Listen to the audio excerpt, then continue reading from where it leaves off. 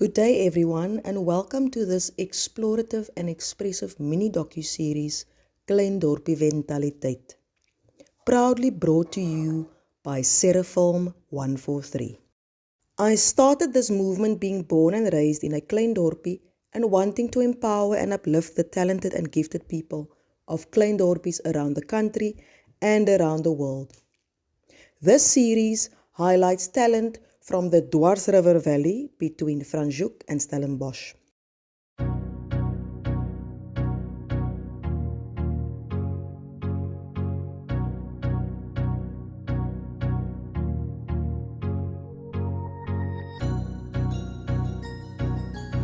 Hi, I'm Sascha, the First Lady of KDV. Meet Sascha Lawrence, the First Lady of KDV. She's a pioneer in makeup artistry and her passion is FX makeup. She's also a business owner and wife. So you told me about some visions that you had. Could you elaborate on that, please? So it's more like dreams, like reoccurring dreams that I had. I can remember it's vague now, but after school I used to have this dream where when you fly and then you die in your dream. I had that dream reoccurringly, and when I wake up in my dream, it's so vivid that I don't even know if it's real or not. So I would wake up and I would stand in a line, and a few minutes would go by, and then I would be in front of the line, and you would have these two men standing in front of you with white on, and everything is just white. Like, imagine going into a photo studio where the whole room's painted white, and these guys are like standing here with this big ass document, and they're asking me like, did you do what you were supposed to do? And it felt so real. It felt so like I need to answer them. I know the answer, but did I really do what I was supposed to do? So that always resonated in me. Is it something from in spiritual realm? I always question this, like, is it something that's godly in some way? That did I do what I was supposed to do on earth? Did I live to my full potential? Do you think what you were supposed to do was use your creativity in your art and I use think your it gift? was. I think it was that, because the next chapter, like when the dream goes on, I do kneel in front of someone with the biggest feet and hands that I've ever seen in my life, and because everything's so bright, I can't see the face. I just see this, the vision where everything's so. It's just big hands, big feet. You just see this part. It's almost like God wants to tell me, use your creativity, use what I gave you. And the only thing that I was born with in this life that no one can take away from me is my craft, and it's my fine arts. So I always tell people that has a craft, use it to the fullest that you can. That's the one thing no one else can ever take away from you. Um, they can take your clothes, they can take your money, they can take your looks, they can take whatever they want from you, but there's one thing they can't take from you: your personality and what God gave you, and that's your talent. Because each and every one of us in this world has our talent. Are we going to use it for good and to the best of our abilities, or are we going to make it fade away in this life by all the bad things and all the stuff that you have on your shoulders? How do you feel when you paint, when you create? How do you feel? So, like, everything has a silver lining. Painting for me is my silver lining. Like, I suffered a lot with depression, and at least once or twice a year, I have this deep hole that I fall into. This year wasn't one of those years, it was a good year for me. So, when I do go through that, painting for me is a release to just get everything out. It's how I tell my stories, because in words I can't really portray how I feel. And no one's really stepped into my feet or stepped into my world yet. No one's really walked the experiences of my life, so they wouldn't really understand what I bottle up inside and the demons that I have. So I kind of try to put it into my artwork, but mine's always, it's a little bit sad and dark, and then I bring a lot of light into it as well, because I see that that's kind of how life is. With the bad, you always get the good, and you sometimes you forget the good, and I want to when I go into a deep, depressing stage and I paint, I remember the good for some reason because of the color that I use, because of the people that I paint. And that's why I paint faces, because faces can tell so much stories that landscapes can't tell you. Yes, landscapes can make you feel good because it's so beautiful. But how sad is it to see someone's face and eyes, and actually it tells a story on it, just the sadness in the eyes or the lines in someone's face to tell their experiences.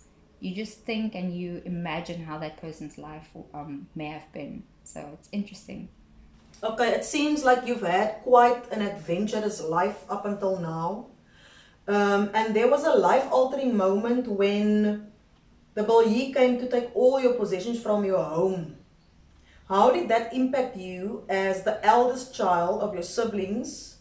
How did you feel? Were you helpless? Did you feel this was some sort of punishment?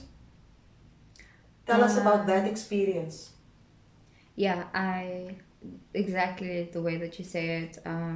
Being the eldest, I think I was about 10 years old, so that's the time that you kind of realize things are not the way that they seem in your household. And I mean, my mom and my dad they had a very rocky relationship. The fights that would break out, I was always there to hear them and see them happen. So it wasn't very good. And when we lost all our belongings, we lived a alright life. My dad could give us whatever he could. But when we lost everything, it was really tough on him, I think, and it was tough on my mom and my dad's relationships that was already rocky from the beginning. So I tried to step in as not just an elder sister, but for my two siblings, and thank God they don't really remember everything because they were too little. They probably do, but it's not that hurtful. I don't think it affected them that much. So I'm very thankful for that. But I had to step in as my mom's savior as well, because I could see her not having the structure in her life and the good friends that she could lean on and cry on. And she always had to think about us constantly. So I tried to fill in the gaps where she didn't need to worry too much about things. So I made her life a little bit easier.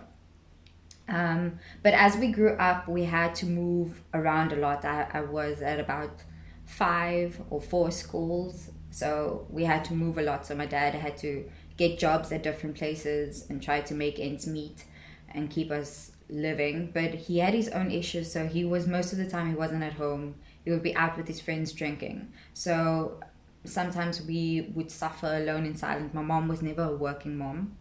And when she did work, it was only for a few months, and my dad would step in and say, yeah, but a woman's not supposed to work. So he would take that kind of, I always thought as he would take it away from her. So he was very traditional, and he wanted your mother to be a stay-at-home mom. But I think that's how the society that we grew up in our small village as well. That's how we grew up as women.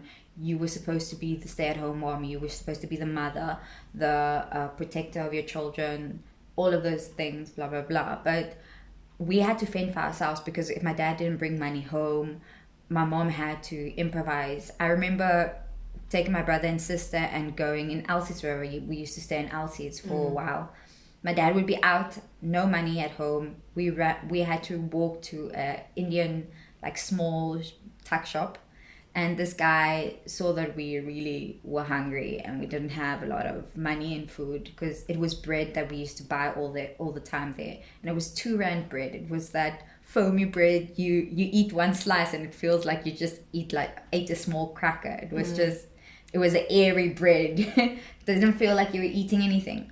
But we would buy 2 rand bread, and this Indian guy would always bless us with extra bread or extra tea, like a pocket of tea bags, a packet of tea bags, because there was a time that we actually lived off only tea bags, and we used to reuse the teas just to add some flavor for the bread, I guess. And there was a time that it was so rough that we had to stay in a caravan in someone else's yard, because my dad couldn't pay for rent, or he couldn't pay to stay or take us anywhere. And we used to eat pap, and my mom would spice it up with a little bit of custard in the mornings, so it had a different taste. So we had a rough time. I remember also, just to stay alive and to stay breathing, my mom got like a pack of like skins, like chicken skins from someone, and we just like put it in the pot, and that's the first time I had the honor of eating crackling, because she said it was like a delicacy. My mom always had these amazing stories where she tells us it's a delicacy, it's really cool, and we enjoyed it. And later on, we realized that we were really that poor. We had to eat that. Now I don't look at poor people the same way. Poor people can be the best dressed, can look the cleanliest, but you don't know what's happening in their homes. You don't know how poor they are, if they have food in the cupboards. So I respect and want to understand people's stories even more, because I would rather give someone that comes out of a home, an actual home, that has nothing in the house, some money to buy food, than giving someone, it sounds really horrible, on the street that's a beggar. Because you can have, it's both are sad stories, but I mean, people rarely look at other people as that comes out of a good home or dresses well as being poor. So that's just my take on it. So, Sasha Lee, were you bullied at high school? And how did that shape you as a woman and an artist? Yes, I was bullied. I was actually bullied in primary school. I never really, you get the boy that likes you, but he tries to be rude to you because he wants to show how much he likes you, type of thing. So I had that whole dynamic. I think every kid goes through it. I was always different. I never knew I was different, because we were brought up really well. We knew how to speak to people. We knew how to respect people. We knew how to be kind, how to share, all of those things. So that kind of made me, not only was I like tiny, pretty little face, cheeky, but I had all of those good qualities. So I think for a kid that came out of a house that was probably chaotic, to pick on me, it was easier. So when I got to high school, I had to like game up, and I started standard 6, 7. It was still bullying a bit. So when I stepped up, I became a little bit more clever. So I learned sarcasm, and I learned how to speak up for myself. How did they bully you? Were they derogatory terms? Did they make fun of your looks? What kind of bullying did you experience? Yeah, I was always, this was the funniest. I laugh at it now because it doesn't really affect me at all anymore. So I was Sasko Sam, the bread man. I think they probably took it from my name. I was called, because I was always skinny and I couldn't put on weight, it's because of our genes. My dad's also very skinny and a tall, skinny man. So my metabolism is very fast. I used to eat like a crazy person, but I couldn't gain weight. So they used to call me Daddy Longlegs, or I was never really called a bitch or anything like that, because I was always kind, and I always stood up for the lesser people in school, the people that got bullied. And in some occasions I was the bully as well, because I thought those people deserved it a bit. But yeah. What would you say to someone who is currently being bullied? What would you tell them to do by not being mean to someone else, but like you said, stand up for yourself? How would you approach that to someone else who's at high school now getting bullied? Okay, this is a great question, because I have these discussions with my baby sister at the moment. Look, she's pretty, and I never knew back then that I was pretty. You grow up and you don't know that you're pretty. You don't know that you're light of complexion, and people have a hate towards people that's lighter. I never knew that. I'm in 2021, and now I know that, and it actually makes me feel bad, which I don't actually have to feel bad about, because I didn't pick how I was going to be born, right?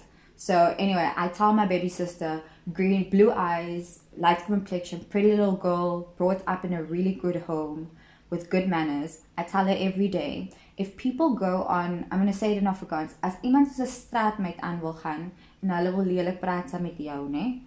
Don't stoop to their level. Do not stoop to their level, because there aren't people in this world that actually respect themselves anymore. there's a very small minority of people that actually respect themselves. And I would respect a person that doesn't speak up when people behave like that, because they have to know that their behavior is really bad. And you do not behave like that, because that's etiquette. And people forget about etiquette these days. You get all these activisms or activists that stand up for what they believe and stuff like that, but they don't know where to put the line when it comes to respecting themselves and actually knowing what they're saying and how it comes out. So I always tell her, stand your ground, respect yourself, and don't stoop to their level. Laugh it off. I always say, when you speak to someone that's horrible to you, or someone says something really horrible to you, you just laugh at it, because they're cowardice. Cowardice people behave like that. So, intelligent, confident people don't behave like that. You laugh at them and you walk away. So if you can't be kind, be quiet. That's basically it. Or laugh. Sascha, tell us about your relationship with yourself, your husband, and your family. The good, the bad, and the ugly. Okay, I'll start with my husband. He is probably my best friend and the only one that I can actually trust in this world. I found him very late in my life, or actually early. 18 I feel is kind of early. But I was already mature and I saw life for what it was before then, so I had to mature very young. And when I met him, he was the first one that bought me a canvas and paint, and he said, you're really good at what your craft and what you're doing as an artist, and I truly believe that you can become great. And he told me, babe, I think you should start painting. And it felt so good to know that someone believed in me after coming from a family that doesn't really take art as something serious or a career that's really serious at all. How did your family see your art? They thought I was good, but it wasn't. In our small, we come from a small town, so it's not really seen as something really serious. Art's not something that's going to make you money it's not really a career. It's not something that's going to be financially stable in the future. So they really didn't look at it as something spectacular or great or anything like that. So I never really got that push per se to say, go into it, try to get better in fine arts or anything like that. So when I met him, he told me they come from a family who absolutely adores art, who knows Dali, who actually reads up on art books and stuff. So to have that, or to become part of that family, my husband's family, was actually very eye-opening. Just the way that they are raised, by how we are raised. There's a lot of things that I can teach him, again, in our dynamic and in our household. But with where art comes into play and crafts and creativity, they've taught me so much on beliefs and how to have faith in yourself and how to push yourself to the limit when it comes to something you truly believe in and it's passionate about, no matter what it is. And I actually made something of my art. I never ever thought I would have, but I did. So I'm quite happy about that. I think still. Sorry. So you told us a little bit about the good and the bad. Tell us about the ugly. The ugly. Tell us about the ugly. The ugly it's a bit very ugly. Not very ugly. I just think I've kind of made peace with it. I've noticed that no matter how good I'm going to be, I won't get that respect that I want and see from my side of the family when it does come to art. I've noticed it in small little details, things that I've done, gallery exhibitions that I've done. I haven't really gotten the biggest response, whereas I understand when someone graduates university, it's like a big deal. Where for me, something as small as that is really good, and it's really big for me because not a lot of people become really or go further into art. There's a very minute amount of people that go further in art or in fine art and go to the stage where they have an exhibition, even if it's small. So for me, that was something big. And there's a lot of people that can graduate from university, but that's just the kind of the ugly that I see. Not the ugly, but I just feel like I have to be proud of myself, because I'm not going to get that pride from anyone else. I'm kind of done at playing the victim and asking for that kind of attention. Okay, so at the end of the day, what you actually just want is for people to show up for you in the way that you've been showing up for them. Yes. Okay. Yeah. Wow, Sasha, that is a very inspiring and empowering story, believe it or not. So obviously money and debt played a role in your life or had some kind of effect on your life. How did you view money, and how did it hold you back academically and professionally, especially when you were younger? What did you sacrifice and do in order to make things work for you? Okay, so the way I think about money, it comes basically from a time where I saw my mom had to pay all my dad's bills, because when you get married in South Africa, you basically you're under one name. When you're married in a community of property. In the community of property, your wife has to pay your bills if you're not able to pay it. So my mom sat with all that bills, and the court wanted her to pay it, so she was called in for court and all of those things. So I saw the stress that she had to sit with after we lost everything, and I never really wanted that for myself in my life and my marriage and with the person that I have. So I had to change my mindset about empowering myself as a woman, number one, and how I perceive debt, because my mom was indebted for years. So till now, I actually pay or try to pay cash as far as possible. I don't actually really have a credit score, because I don't believe in like paying things off monthly.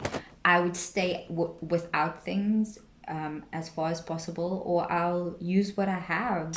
Okay, so now you are 27, 28? Actually, 29. Oh my word, you're 29 already. I'm so sorry. So you... That's a good thing. Right? Yes, That's a very good thing. So now it's about 10, 11 years later. You graduated from high school. You did your graphic design course. Where are you now? Tell us about your businesses. Tell us about your art and how you've empowered yourself with a better view of money and debt and life. Okay, so the way I think about money, debt, and life is when I couldn't go to university because I didn't know how to register, all of those things. My parents never finished, like my dad finished school, but he never went further than that. So there was really no one to guide me through all of these things. So when I wanted to go study, I wanted to make sure that what I'm going to study is not going to be a waste of time, and it's going to be something that I think clear about. Having a future. I want to be happy. I don't want to sit in a job that's not going to empower me as a person. I hate doing maths. I'm so bad at maths. So doing something that has something to do with maths just wasn't something in my train of thought. So I had to go work. I did reception for a year at least, and then went over into graphic design for a local postal company, and with that money I could actually pay for my graphic design studies, and I had to work really hard. It wasn't easy to work through the day and study at night, but I know a lot of people do that, because if you have a vision and you set your vision and your goals out there, you have to go for it. If you have that drive, you will get it done. But deadlines is really important in this life, and that's what I've noticed. Don't put something out there that you know you're not going to be able to finish, because then you're going to extend your deadline, and you'll never be able to finish it. So I always mentally prepare myself when I get ready for a deadline or something that I need to get done. When it comes to money and how I see my future, I don't like debt at all. I know people say that you have to invest in something, and you have to like buy something and then you can pay it off and then the money is going to pay itself off in future. I don't believe in that. I believe in whatever I make money with my businesses, I put into the next business. For instance, that's why I'm running SAL. SAL stands for Sascha Lee Angelique Lawrence. I wanted to keep my maiden name. I wanted to empower me being a female and growing up as Sascha Lee Lawrence. I think of what I've gone through as Sascha Lee Lawrence, and I wouldn't feel empowered enough to make my business Sascha Lee Angelique Standard, because that Sascha Lee is what made all of my art happen. And the new Sascha Lee Standard, with my married name, is what's going to make my future happen. So my love with my husband, my building a home and my own safe haven, that's going to be Sascha Lee Angelique Standard. And SAL is my fine arts business, my graphic design business, and my makeup business, all under one umbrella. And that is my proud young woman experience. And that is who I am. That is my passion. So, Sascha Lee, if you had to bless our viewers out there with 2 values on how to be an artist or how to embrace your artistry, which values would that be and why? Okay, as an artist, can I give 4? No, You just can only 2. give 2. Just 2. I would say number 1, be passionate about what you do, because sometimes you lose your passion very quickly when people think that they're doing the right thing by saying they're giving you good critique. I'm one of those people that doesn't really believe in critique in general. I think people can give their opinions, but it's my prerogative if I want to accept it or not, and if it is a value to my work or not. So I feel like passion is something that you have to always put into your work, and sometimes critique can break that down, that passion down that you have for what you're doing, your craft or whatever it is. And passion is something that you have to exercise every single day. If you even doing doodles at home, things that's not going to sell, just do it. Okay, so the second word would be proactive. Be proactive in what you're doing. Set your deadlines and get it done. Even if you feel like you don't want to get up in the morning and you know you're not going to do your 100%, at least get something done. Because if you don't and you delay, you get into this hole and you get into this mindset that it's tomorrow is another day and tomorrow is another day. At the end of the day, you won't get anything done. So be proactive at everything that you're doing, no matter how you feel on the day. Would you advise aspiring and emerging artists to enter competitions, to form their own groups, to simply create in order to hone in their craft and, as you say, to stay passionate? Yes, I would say whatever opportunity comes your way, if you know about a competition, if you know about a group of people coming together that's artists and that wants to motivate and uplift each other, get into it. But you also have to differentiate between the people that are good for you in this business and people that are going to suck you dry, because there are a lot of those people out there, and you have to know which people are good for you, because there's so many times that you want to give so much and then you don't get anything back wholesome wise for yourself. So you have to know which people are good for you and which people are bad for you. You have to suss out in this industry, because it's such a difficult and delicate industry itself. So yeah, and if I would give advice on fine art, if you want to go study it, by all means, if you have the money for it, go study it. But when it comes to painting and fine art, someone really amazing told me recently it's better to go study marketing and to go study entrepreneurship and how to run your business on the back end, than actually studying how to paint, because sometimes those universities that teach you how to do fine arts may destroy your original technique that you might have or might come up with in the future. So Thanks for joining us. I truly hope you enjoyed this episode. Watch out for the next episode when we'll meet Justin the musical giant, a multi-instrumentalist, poet, and songwriter.